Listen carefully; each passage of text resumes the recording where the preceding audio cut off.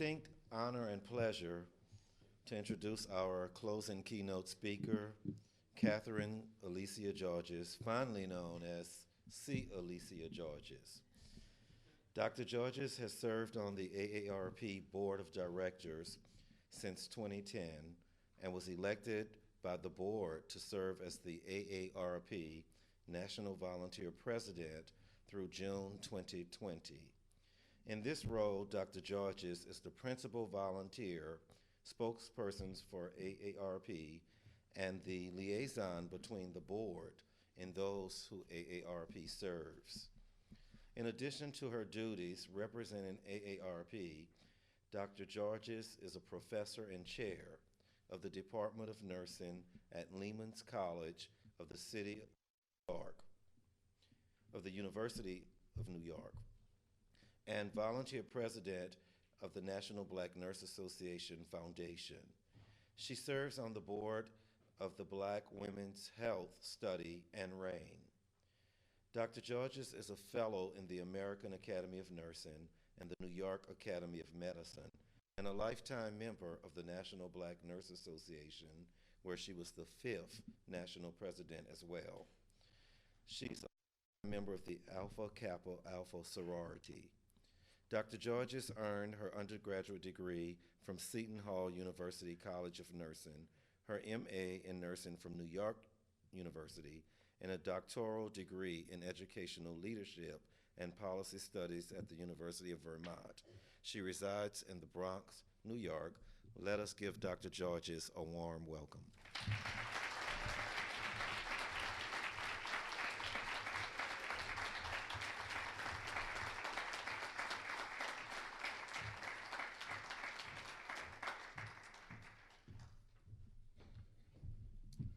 Good morning. And I'm delighted to be here. And I don't have any slides. AARP doesn't think people should listen, not read. I'm always grateful to have the opportunity to talk to you about health challenges and that are before us now and those that we portend will be occurring in the next few years. So I hope that I can add a useful perspective, trying to stay within your theme of innovation and diversity. I speak to you today not just as an academician, but also as a nurse, and as you've heard, the National Volunteer President of AARP. And for all of you who wish to admit you're over 50, I hope you got your cards in your pocket. So you should know that we in AARP are a nonprofit social welfare organization with members, and that we're dedicated to addressing the needs and interests of people age 50 and older. We have been on a quest for greater healthcare security and economic stability for older Americans for 60 years. This is our 60th year of our organization. We are wedded to both innovation and to diversity. And we have been from our earliest days. So the topics I'm addressing this morning are close to the heart of our mission. Just a brief historical perspective. You gotta know where you come from to know where you're going, right? So our founder, Dr. Ethel Percy Andrus, was a former principal from South Central LA. And she set the tone for us more than 60 years ago. She was a trailblazer and she was a pioneer. But what happened, and the reason she founded AARP, is she went to visit a former teacher who needed help.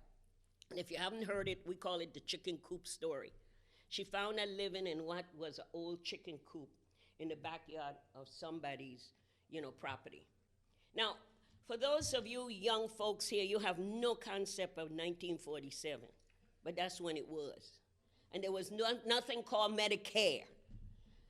And so many teachers, well-educated people, once they reached a certain age, was on their own. That visit to see her friend spurred her on to launch a campaign to get health insurance for retired persons. You want to talk about tenacity and resilience? She was rejected by 42 insurance companies. And she finally convinced one who said yes. And she then launched a successful program for what was then retired teachers in the state of New York, and it spread across the country. And then thousands of adults, not just teachers, joined. So in 1958, at the age of 73, she founded AARP. I am proud to say I am 74 years old, and I'm proud to be at the 60th anniversary of AARP, its president. She envisioned a society in which AARP helps all Americans live with independence, dignity, and purpose. So, folks, from the beginning, we've been about the pursuit of health security, financial resilience, and a vibrant life for each of us through all the stages of our life. AARP has dedicated itself to these pursuits, undistracted by partisan policies, don't look at TV today, and wedded to the principles of decency and trust. Decency and trust. We are completely nonpartisan. You never see our name on any campaigns except voter education. And we've worked with every administration, Republican, Democrat, liberal, and conservative. And that's what we will continue to do. So she made decency our tombstone, and she understood the power of leadership.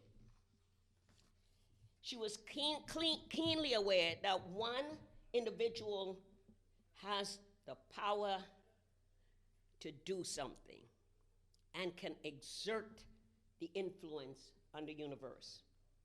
She understood the enormous strength that resides in collective action. We need to keep that power in mind when we think about healthcare. If we were the kind of healthcare that patients want and would benefit from, against the kind of healthcare we now have, we see how out of balance things are. We love our nurses, that's what everybody says. But it's tougher when we, patients, enter a system where we fear that personal wishes may be ignored or that we will be treated less than respectfully as individuals. This should not be. The goal of healthcare reform and the aim of the work we're doing at AARP is person-centered standard of care, in which an individual's goals and preferences are treated as paramount. Such a transformation will require a cultural change. I know everybody has a horror story about what has happened in their healthcare, and we know for a fact, we call it disparities by geography, where people look at your zip code, and your zip code becomes the manner in which you're treated. I'll talk a little about that in a few minutes, and that's one of the big issues. Nevertheless, in the vast industry of healthcare, person-centered care remains scarce. Lack of communication, uncoordinated service, dealing with disengaged or disrespectful employees, and an endless complication on matters as simple as scheduling a test, all add stress and undermine a person's sense of well-being.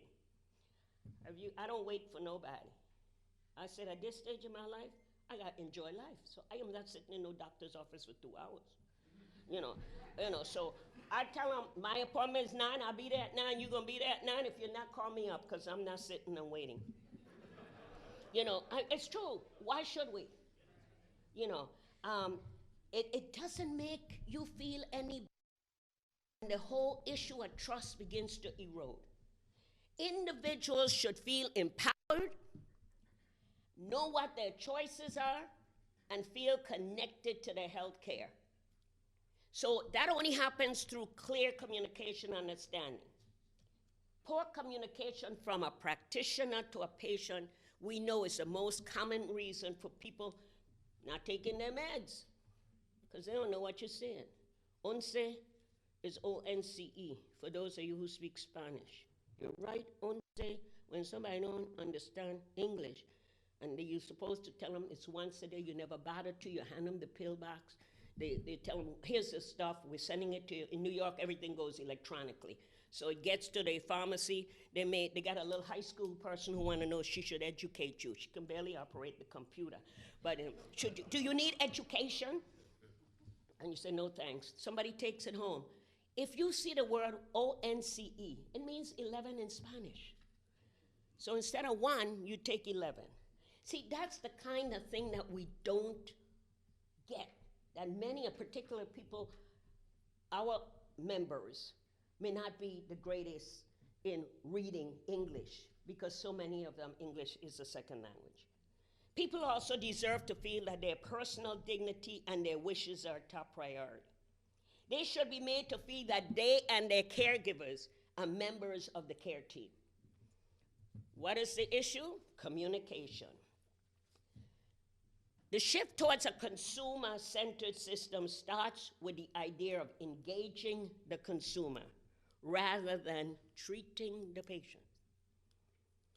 Part of engaging the consumer is honoring individuality. People are vastly different in their values and priorities. Their goals vary, and they have different pain tolerance, different anxieties, different desires for support, different backgrounds, and different resources to draw on. So I just wanna, I'm not beating up on you, but I want you to understand what our we happen to have 38 million members. That's a lot of people. And so people want practitioners who will be good explainers and who will be engaged listeners. They want you to avoid the use of jargon. I don't even understand some of what they're saying, and I'm supposed to know better. People need to clarify the pros and cons of treatment options and engage the individual in decisions. They need to make eye contact. I talk about some of the issues around diversity. They should make eye contact. You should create an atmosphere in which people feel their questions are welcome and never feel rushed. Now I know all of you who working for us, oh, I got so many patients, they got me doing this, they got me doing that. Hello, so what? This is about human caring.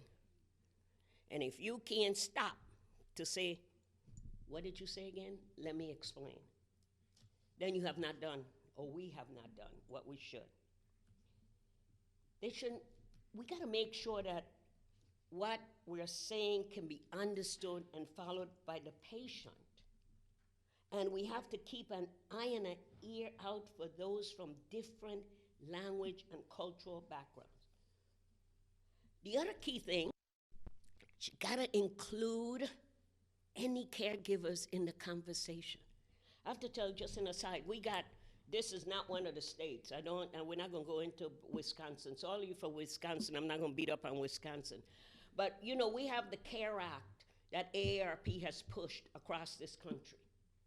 And what this says is based on what I just said to you, where our members and their families felt they were not being given proper direction. So people are now obligated. When I come into your hospital, you better find out who's my caregiver. I give you that, and that name enters into the record. And you better, when I leave, give that person explicit directions. We see it as a win-win, because it decreases, I call it recidivism, and that's for prison.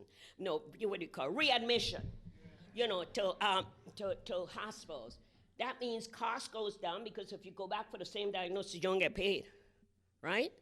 I mean, even if you don't do the billing, you do understand that that's what's been happening. If we have good communication, we do better jobs. And they will better understand. Patients will better understand, consumers, what the risks are, the trade-off, and choices. So decency and demographics on this.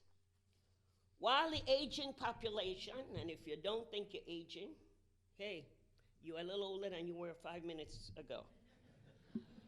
While the aging population is growing rapidly more diverse, the diversity among healthcare workers is proceeding at a much slower pace. This is not a good thing for America. It is beyond dispute that minorities benefit from greater cultural understanding and linguistic competence of healthcare workers who are ethnically and racially similar to them. If you want to read the emerging data, cultural mistrust is a big issue. You need to read Whaley's work on how people respond to their care, to their health providers. So going forward, we will need a healthcare system that offers not only better access and higher quality, but a system composed of providers who reflect the diverse people they serve. It's in recent years, the older population has been growing faster among minorities than among whites. And we can expect this trend to continue. By 2050, I don't know if I'm gonna be around, but by 2050, I don't know if I want to be around. By 2050, we can expect up to half the over 65 population in this country will identify themselves as minority. Half, over half, the people over 65. So, I want to share something about how this older universe is going to feel like. We can expect things like they're going to have more multiple chronic illnesses. Remember, if we didn't do anything upstream, we're going to see the problems downstream, right? They're going to have more cancer, heart disease, diabetes, use multiple medications, have more complex healthcare needs than younger people. Older adults are going to consume more ambulatory care, more hospital services, nursing home services. I hope not. We want to keep everybody in the community, but nursing home service and home health services than younger people. But here's what's going to be the difference, folks. They will want a more active role in making healthcare decisions than earlier generations. Because that's the way the baby boomers roll, okay? Their children will be less likely to be able to take care of them. One, because families have become so much more geographically dispersed, plus the millennials ain't got no money. And then what they, it's true, they got passion and commitment. I love them, but they're not gonna be able to pay the mortgage, So minorities have fared worse in health and healthcare throughout their lives, and they will continue to be more challenged as older adults. So I told you about some of the issues around, the multiple health problems, but also lower life expectancy. But some of the other things that you need to understand as we move into this diverse older population, they're less likely to have insurance, and they rate their own health status as lower. It's interesting that even with this so-called Medicare that is supposed to cut across and have no biases towards patient, one study has found that Black Medicare beneficiaries are 35% more likely than whites to be admitted to a hospital that has poorer outcomes and high mortality rates. And that's a damn shame in this United States of America, when we're all supposed to be equal with the use of Medicare. Minorities are historically underrepresented in clinical trials. There's a dearth of minority bone marrow donors and a long waiting list for transplants.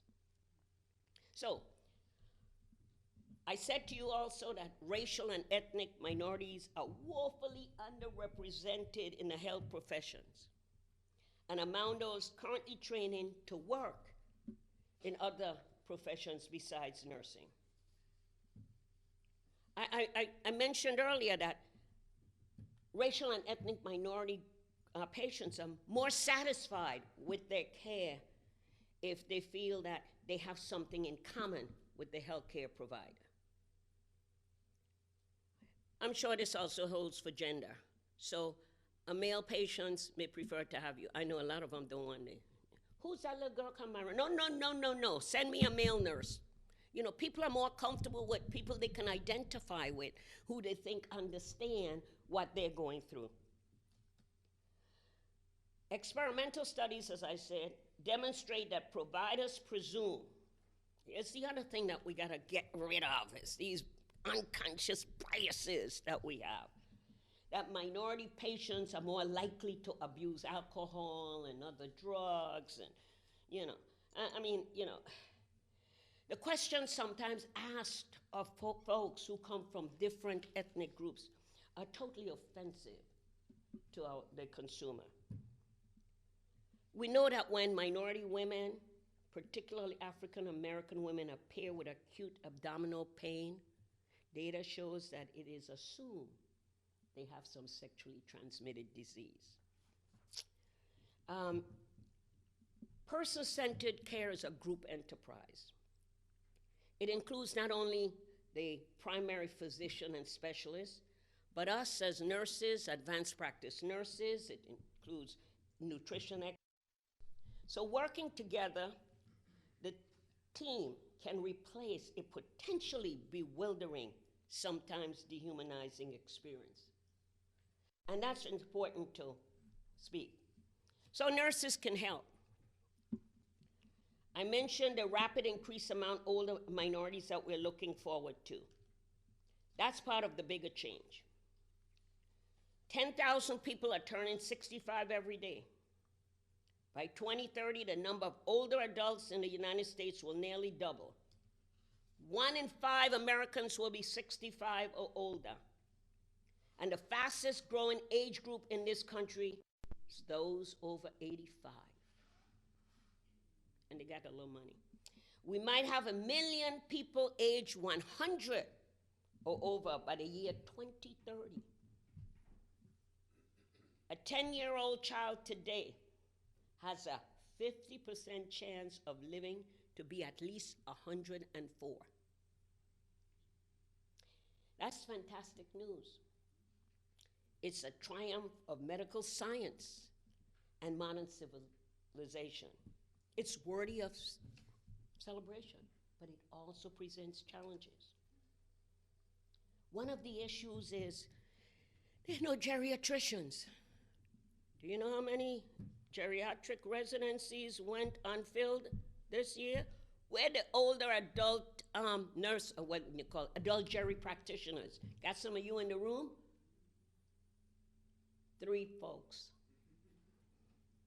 Why aren't we going into adult geri? That's where the folks, that's where the patient's gonna be. And they ain't gonna be in no hospital. They're gonna be in the community. So when we talk about innovation, here's the issue. If we're living longer, and longevity is a great celebration, but we have to look at what it is we can do to help people age in their community. And so innovation is critical. I was at a National Association of Corporate Directors meeting last year and again this year, and there were some marvelous things that have come up to help and detect their devices that are used now so that it sends a signal that a patient may be off balance. And these are people at home, and they can be monitored, you know, by somebody remotely who can see, or making sure there's something that stops them, that they're putting robotics in shoes. We have now folks, and they ain't nurses. I don't know why we couldn't figure out how to do some of this stuff.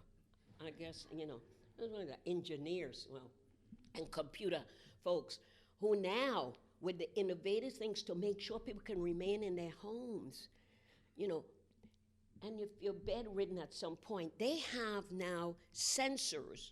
You know, you well know Braden's stuff about the, you know, classification of what they call it now, ulcerations or whatever, you know, bed sores. And So now we have these young engineers who have developed devices where long before anything is visible, they can detect changes within the tissue. These are the kinds of things that have an innovation will be great. You know, we think innovation is the electronic health record. That ain't no innovation. You know, I mean, it's digitalizing information, but it's not innovation in the sense of innovation. In the innovation world, we're going outside the box. Have you seen that little cuddly thing? It costs a lot of money. It costs about $600. It hugs you. Isolation and loneliness is one of the most critical issues for older people in this country. And they got this thing that hugs you. I think it's shredded on my clothes. That's the only thing I didn't like. But it hugs you. It feels so soft. Okay? That's critical. Have you seen what the 3D printers can do? Have you seen the replacement of the hands that now will give strength? They're looking at all those issues again because we're living longer. And we may have, our bones don't all stay together. I know sometimes my grasp is not as great, but we're finding all these innovative things that can be used so people can age in community with purpose and dignity. So we in AARP feel nurses will be the key. We've been a long-time loyal advocate for expanding the role of nurses. And we want to help magnify nurses' leadership and versatility, and to help to ensure that all Americans have a highly skilled nurse when and where they need it. So if you didn't know, AARP is home to the Center to Champion Nursing in America. We got Dr. Barbara Nichols in the room, who's been doing a lot of work with the Center to Champion Nursing in trying to increase the cultural diversity and working with folks to understand what's going on. AARP, Center to Champion Nursing, runs the campaign for action, you know, from the Future Nursing document. And that's a joint venture between AARP, the parent, AARP, the foundation, and the Robert Wood Johnson Foundation. So we're working together to transform healthcare through nursing and to build healthier communities. So we envision a healthcare system where all Americans have access to high quality care, with nurses contributing to the full extent of their capabilities. So folks, everybody in this room, you gotta be part of the legions of the new, richly skilled, well-educated nurses to provide the primary and preventive care, the chronic care management, and care coordination that are going to be the core of a smooth functioning, cost-effective, equitable healthcare system. So I'll say to you, I'm not going to encourage you not to continue to get your PhDs and stuff, but we need to also think outside the box. And we need, if we're looking at innovation and diversity, it is not just racial and ethnic diversity, folks. It's diversity of thought. We've got to think differently. We got to get rid of the usual suspects. You know, that's why I call all them folks who think they've been doing right for so long and haven't done a darn thing. I forgot I'm being streamed. But so I want you to think outside of that. I want you to think of your responsibility to make sure you increase diversity in nursing. I want you to think of what you can do to have an impact and an influence on what gets developed for patients and for patients who live in our communities, not just your hospitals. So I want you to think outside of the walls of your huge acute care institutions and think about what kinds of devices would be the most critical for people to transition from your institution to community. And guess what? All you young people here, put your little $5,000 and stuff together, go find some consultant who's computer geeks, and think up of things that will work for folks. That's where the future is. That's innovation. Because we've got the skills and the talents to understand what patient care is and to understand what patients will need. So nurses, pay attention. Get more information. Get assertive. Get bold and audacious. Old habits, old prejudices, blocked pathways are all huge barriers to innovation and increasing diversity. I want to leave you with a couple other things. We need to make sure we put current education resources to more productive use. We've been doing the same old for so long. Somebody asked me a question yesterday. They said, do you think nursing is innovative enough in its curriculum? I said, hell no. I said, if we did, and if we had the kind of leaders in academic institutions, we would not be standing here talking about diversity. All you gotta do is look outside your window in some of these huge institutions and see who live around the corner from their beautiful campus. And something would have been done. Right, Chris? Right, Barbara? Right? Right, Martha? Isn't it true? I mean, we got institutions sitting in the middle of, I'm not naming names, in some of the largest cities with populations that are so diverse, and you could count the people in those classes on one hand. Right, Eric? So we want to make sure that's happening. So if it means we're going to have to get community colleges in a better collaboration with our 4-year programs, then we must do it. Not think about it, just do it. Sitting around whining and talking don't do a darn thing. We gotta make it happen.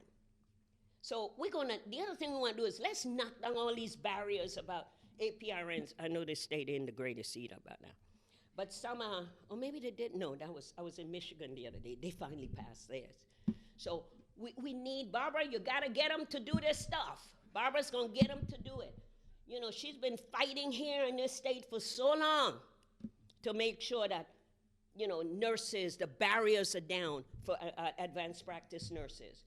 When we don't have nurses who could function to the ultimate for their license, then patients suffer. Patients are hurt by these outdated laws that stop us from providing care. We shouldn't have to wait long for health care, or make do without it, or travel long distances. I was in Michigan, and they were telling me, I thought I knew geography. I said I should ask my 9-year-old grandson. They might know more, because they use the computer to see everything. So I went and I looked. I took out my little handheld. The Upper Peninsula of Michigan, they would tell me it takes 10 hours to get from one of those parts down into, it's easier for them to come to Wisconsin. But those are parts of a state that need advanced practice nurses. They need the that's the other thing that's innovative, the telehealth and telemedicine. But here's one of the things that is one of the lowest of innovation, which is broadband, and it doesn't exist. So we also need to make faculty salaries more competitive. Yeah.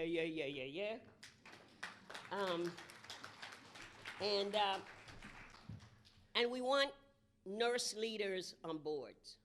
We want nurse leaders in all sectors. Somebody say, how did you get on AARP board? Well, I said, because I'm a nurse, and nurses know everything. So, because everything, human caring requires you to have a sense of what's going on in people's life. I know the Assembly has some impressive leadership initiatives going on, and hopefully I'll learn more about them. So one of the things I want to leave you with is for us to continue the innovation and for us to really look at the power behind having a diverse workforce, we've got to think differently. So I want to leave you with this poem. And it goes like this. It says we have to act as one. We also have to believe in each other. We must, however, be committed to excellence. We have to do whatever it takes. But we also must embrace a common vision. We have to foster group intelligence. And we have to give others the benefit of the doubt. We have to harness the power of many. And we have to inspire cooperation, not competition. We must juggle our skills and our talents, but we also must kindle collaborative genius. We have to continue to look out for each other, and there needs to be the more of the we and the less of the me thinking. We should not mind who gets the credit, because overcoming obstacles, we should be together. We have got to put principles before personalities, and we must quickly resolve our differences. We must recognize each other's strengths, but we also have to share the workload. We must never forget that we must treat each other with respect, and we must utilize everyone's skill. We've got to continue to value everybody's input, and we must work side by side, expecting exponential results. And we've got to yearn to succeed together, because guess what? We will zestfully make a difference. Thanks for inviting me.